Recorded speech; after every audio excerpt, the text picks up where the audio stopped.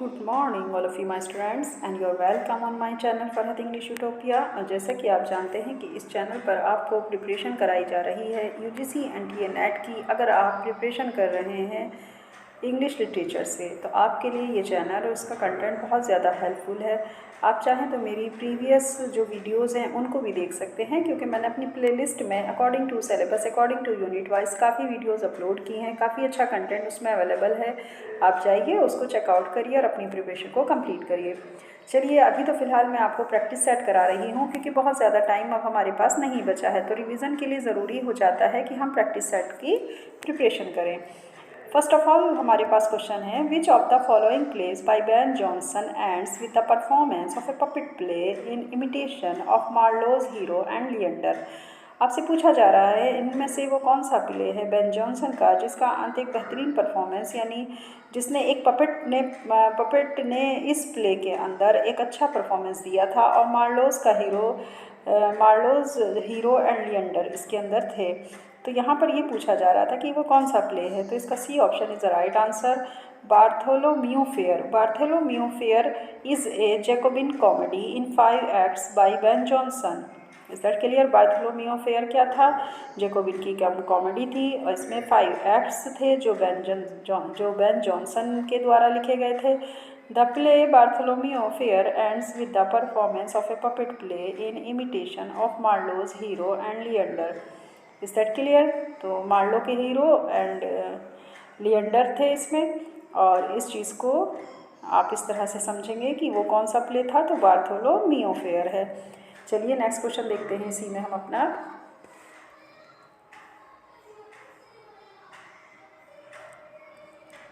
ये देखिए, हमारे पास नेक्स्ट क्वेश्चन है 82 नंबर का। Next question is which of the following periods of English literature is also called Puritan interregnum? Puritan interregnum के नाम से इंग्लिश लिटरेचर में किस पीरियड को जाना जाता है? तो D option is the right option, the Commonwealth period. The Commonwealth period को ही प्यूरिटन इंटररेग्नम के नाम से जाना जाता है। The interregnum was the period between the execution of Charles first on 30 January 1649 and the arrival of his son Charles II in London on 29 May 1660, which marked the start of the Restoration. During the interregnum, England was under various forms of republican government. The period between 1649 to 1660 is known as Commonwealth period or Puritan interregnum in the history of English literature. तो आप समझ गए होंगे कि English literature की जो history है उसमें प्यूरिटन इंटररेग्नम पीरियड को कॉमनवेल्थ के पीरियड के नाम से भी जाना जाता है। ये पीरियड हमारा रहा 1649 से 1660 के बीच में, यानी अगर हम इस पीरियड की एक मतलब एज की बात करें तो ये पीरियड 11 ईयर्स रहा। इस तरह से आप इसको याद रखिएगा, ठीक है। चलिए नेक्स्ट क्वेश्चन देखते हैं अब अपना।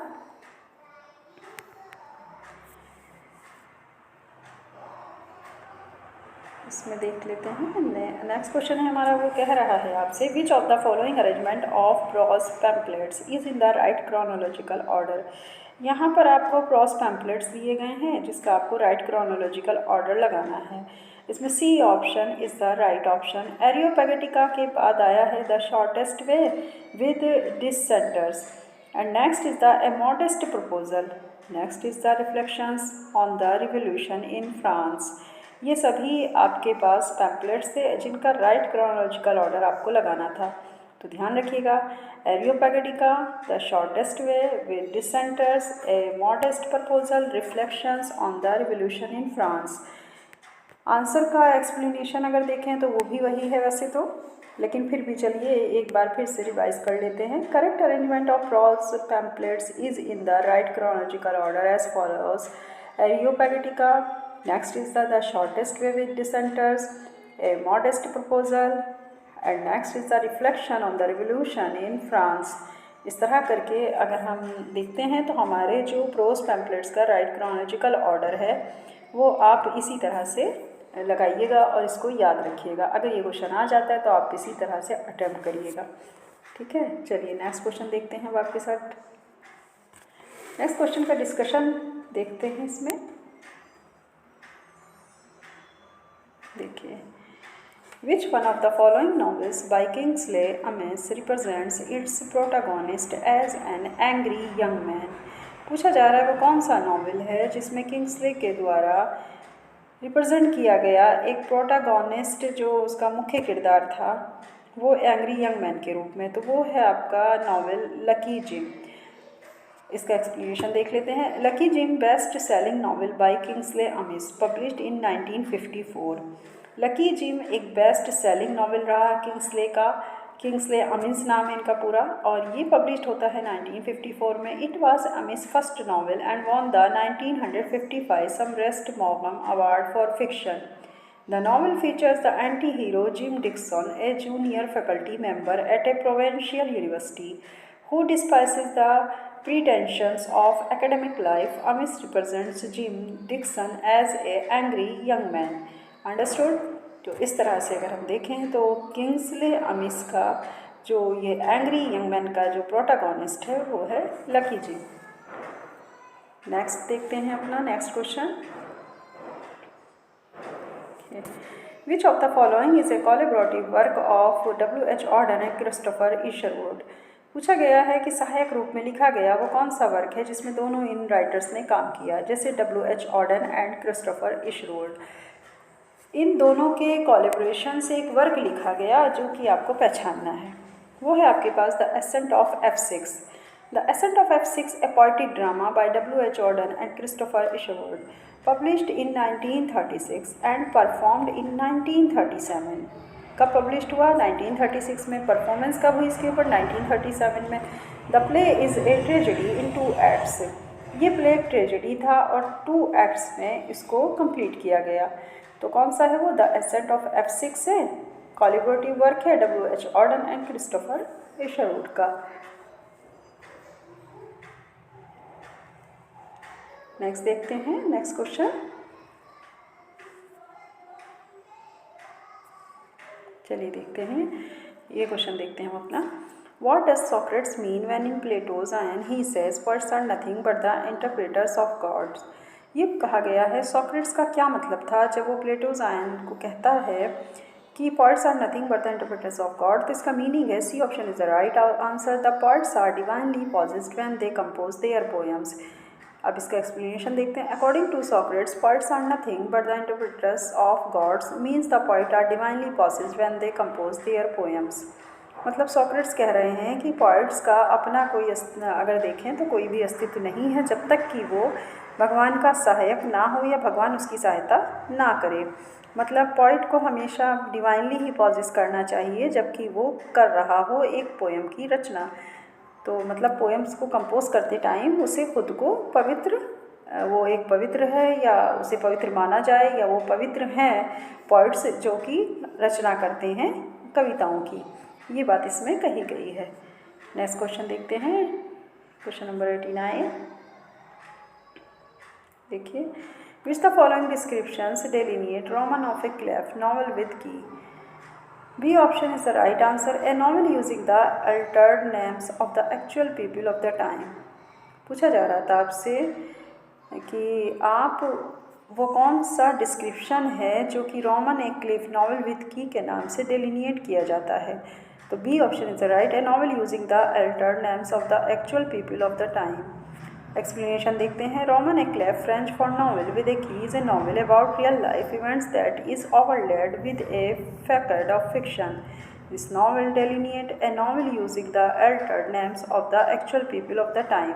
मतलब जो समय की वास्तविकता को दिखाए, जो लोगों की रियल लाइफ को दिखाए, जो उनकी रियल लाइफ के इवेंट्स को दिखाए या उनकी कहानियों को इस तरह से प्रदर्शित करे जो कि एक्चुअल में है, तो इसको कहा गया ए novel using the altered names of the actual people of the time. मतलब उसी को बोला जाता है रोमन ए क्लेफ यानी नॉवल विद की के नाम से डेलिनिएट किया गया है। यही इसकी व्याख्या है।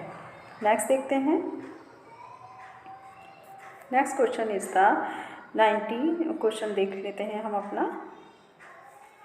एक मिनट।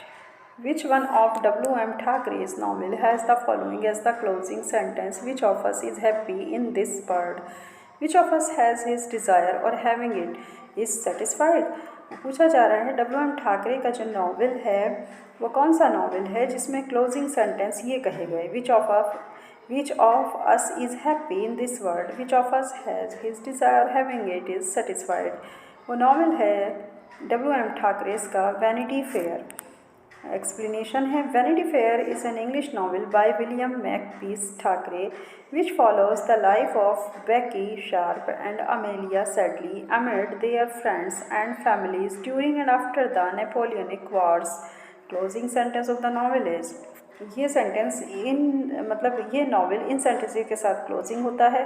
आहा vanitas vanitatum, which of us is happy in this world, which of us has his desire और having it is satisfied, come children let us shut up the box and the puppets for our play is played out. इसका मतलब है कि ये lines थी जिनके ऊपर ये पूरा का पूरा ख़त्म हुआ था।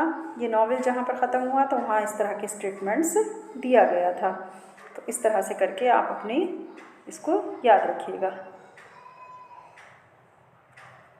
नेक्स्ट क्वेश्चन देखते हैं हम अपना। देखिए, which two aspects of cultural diffusion in the age of globalization need to be addressed by pedagogy of language in general and of English in particular? Which two aspects of cultural diffusion in the age of globalization need to be addressed by pedagogy of language in general and of English in particular? तो B and C option, it is the right answer. Multidirectionality, complex and extensive. B option is the right. B and C. B and C, ये दोनों ही इसके right option हैं। इसको ध्यान रखिएगा। पूछा जा रहा है कि culture diffusion in the age of globalization need to be addressed by pedagogy of language in general and of English in particular. दो इसमें हमारे दिए गए हैं एस्पेक्ट्स। फर्स्ट ऑफ ऑल है multidirectionality and second is the complex and extensive, यानी B option is the right answer. ये आप अच्छी तरह से इसको पढ़िए, याद करिए और इसी तरह जो है इसे समझने की कोशिश करिए। जो हमारे पास क्वेश्चन आएंगे वो इसी तरह से आएंगे और आपको अटैम्प्ट भी ऐसे ही करना है। तो जाहिर सी बात है, अच्छे से समझिए कि क्या पूछा जा रहा है, आपको आंसर किस तरह से देना है। जब तक आप ये की पॉइंट नहीं पकड़ेंगे तब तक आप अच्छे से नहीं अटैम्प्ट कर पाएंगे अपने एग्ज़ाम को और अपने एग्ज़ाम के पेपर को। तो लिहाजा चलिए, जो बच्चे आज नए जुड़े हैं इस चैनल से वो लाइक शेयर सब्सक्राइब ज़रूर करें ताकि उनकी प्रैक्टिस बहुत अच्छे से होती रहे। सभी क्वेश्चंस मेरे पास स्टैंडर्ड क्वेश्चन से ही आपने देख ही लिया होगा प्रीवियस वीडियोस में भी। एटलीस्ट आप इन क्वेश्चंस को तो ज़रूर ही रिवीजन करके जाइएगा, मोस्ट इम्पॉर्टेंट हैं, ज़रूर इनको पढ़िए और इनसे अपनी प्रिपरेशन को कंप्लीट करने की कोशिश करिए। और कहीं ना कहीं ये क्वेश्चंस जो हैं वो आपको काफ़ी कुछ चीज़ें कवर कराएंगे। आप इसी तरह इस चैनल से अपनी प्रिपरेशन को कंप्लीट करते रहिए। चलिए, नेक्स्ट वीडियो में फिर मिलेंगे एक अच्छे इसी तरह के प्रैक्टिस सेट और क्वेश्चंस के साथ में, ताकि आपकी प्रिपरेशन को मैं कंप्लीट करा सकूं। और आप चैनल को ज़्यादा से ज़्यादा शेयर करेंगे तो हमें मोटिवेशन मिलेगा, हम और अच्छा कंटेंट आपको इस चैनल पर प्रोवाइड कराएँगे। ओके, चलिए इसी के साथ अब मैं विदा लेती हूँ। नेक्स्ट वीडियो में फिर मिलते हैं। ओके, अपना ख्याल रखिएगा। अल्लाह हाफ़िज़।